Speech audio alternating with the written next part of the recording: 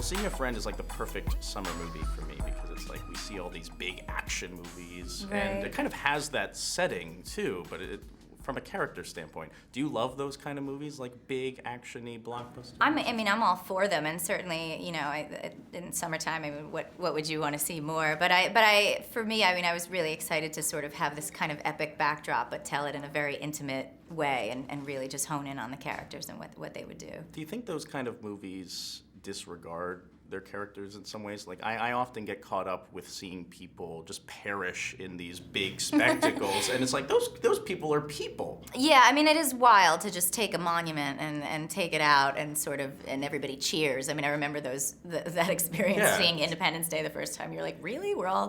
People are excited about something like this? But the truth is, when you watch something like Deep Impact, let's say, I remember watching that film, and I didn't have too much emotion running through me until the scene where Téa Leoni and her father are standing there on the beach, and the wave is coming, and I was like, oh, okay, I'm in, and so, I thought about that so much. Day After Tomorrow, I was so much more invested in kind of, Jake Gyllenhaal's crush on the girl rather than, where Dennis Quaid was. Oh, yeah. So in that way, this always felt like more of a response to my feelings on romantic comedies than even my feelings on End of the World. Interesting. films. In what way? What are your feelings on romantic comedies? I love them, and I have a great love for a relationship movie.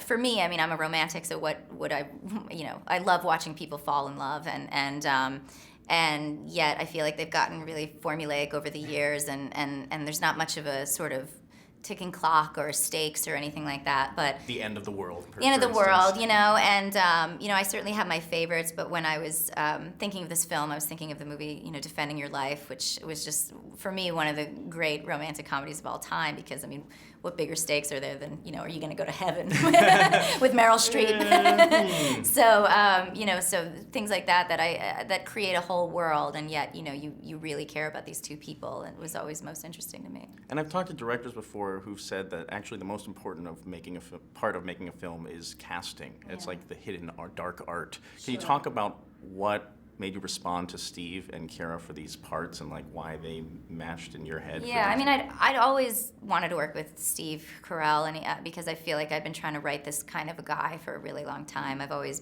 been interested in seeing a guy who's sort of sleepwalking through life and kind of, half dead, and what better person to kind of see wake up over the course of a story like this than someone like that. But Steve is one of those people. He's just, he's so great at playing an everyman, but he's such a man, and he's so filled with humanity that I think he gets that kind of sympathy from people so much more than others. There's not that man-child quality to him. And in that same way, I was like, oh, we want to light a fire underneath him and get like a real firecracker in there to